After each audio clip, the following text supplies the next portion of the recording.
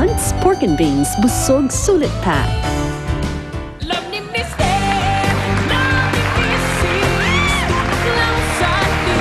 Happy morning, mga Mister at mga Mrs. Happy morning sa iyo, tatay. Happy morning, nanay. At happy morning sa lahat ng ating live studio audience dito. Good morning po. Well, isa namang masayang episode na naman ang hatid namin sa inyo ngayong umaga, mga kapuso. At sisimulan natin yan sa pagbati ng mga may birthday today. Yes. Alright, mukhang ready na si Maring Lou, kaya wag na natin patagalin pa ang pagbabigay natin ng regalo. So go, Maring Lou! And the gang. Ate! Bakit? Pakisama na itong basura, oh. Ay, pasensya ka na kasi itong mga to, hindi to nabubulok. So, mamaya ka na, doon na bubulok. Mamaya ka na lang. May oras pa po. Oo. Baka naman pwedeng ngayon. Hindi, mamaya na nabubulok. Ang aga mo kasi nabubulok, eh. Tama na yan at meron pa tayong pupuntahan. Sino pupuntahan natin, Lu? Ang ating birthday for today ay pangalan niya ay si Jedy. Jedy! Oh, ano ang masasabi mo sa Jedy? Go, Petit! Jedy, ang apelyido na ay Saudi Arabia. Ano ka ba? Jeddah yun! Mali! Ano dapat? Ang Jedy apelido dahil siya ay Return of the Jedy. Ano ba yan? Ano? Bear ang apelyido. Dahil? Jedy Bear. Tara na, bago maiba usapan! Surprise! Happy birthday! From Love ni Mr. Love ni Mrs. Ang birthday mo, sagot ko! Make a wish and blow the candle!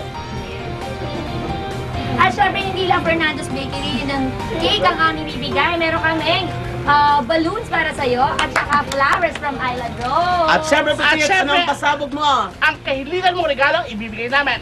Tadang! Wow! Oh, isang bagong-bagong t-shirt. Pagka namasko ka sa ninong-ninang, etong suot mo. Maraming salamat po sa binigay na surprise po ako. Ayan. Of course, ang birthday mo, sagot ko ngayon din sa atin ng... Love ni Mr. Love ni Mrs. Happy birthday, Jedy!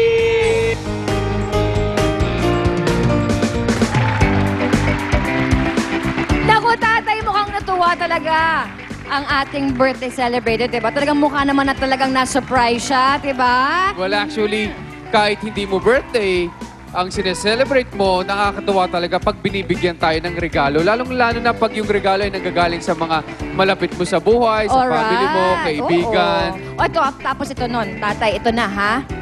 Dapat, since malapit na ang papalapit na ang Christmas, edi syempre, ngayon pa lang dapat nag-iisip na tayo kung ano bang magandang irigalo sa mga natin, mga kasambahay, sa mga kaibigan natin, mga parte ng mga pamilya natin, di ba? Naku, kaya naman, ilalaan natin ang umagang ito sa pagtsitsakahan tungkol sa mga gifts, tungkol sa mga regalo. Well, paano nga ba tayo makakabili ng isang regalo na kasya lang dun sa budget natin? At anong pwedeng regalo ang pwede nating ibigay sa mga mahal natin sa buhay? Kasi ngayon, pag pumunta kang Tiangge, nako, nagkalat, malilito ka, hindi mo na alam kung ano bibilin mo, hindi ba? Tama ka dyan. Kaya naman, lahat yan ay malalaman natin today, di ba? Malalaman natin lahat-lahat yan. Nakakasama natin sina China Ortalesa at Sheena Halili na sinamahan natin suyurin ang mga Tianggian para makahanap ng mga ideal na pangregalo.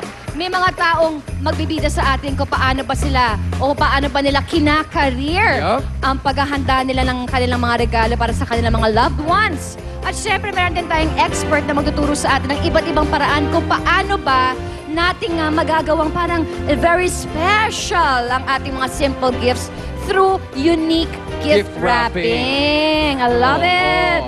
Nako, mukhang malaking package ng mga gift ideas ang episode natin today, honey. Kaya dapat tutukan nyo yan dito lang sa Love ni Mr. Love ni Mrs. Love ni Mister, love ni Mrs. Tutok lang sa... Parang isang telenovela. Bakit yung sinugtong ang mukha niya sa customer? Kapal na mukha mo, nagbabaliktad ka. Pinuwi mo na lamang tao, hindi ko sila tumigil ng upa, hindi na sinawado. Yan, nilabatunan ako. Bakit mo ako pinukpok? Hindi kita pinukpok. Grabe ka naman. Hindi mo kaya. May lalaki ako ilabas. Elwal kita. Itong itsura ko.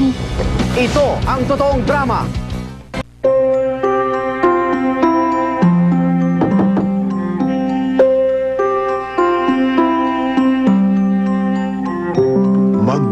Bukas na ang mundong kanyang kamamanghaan.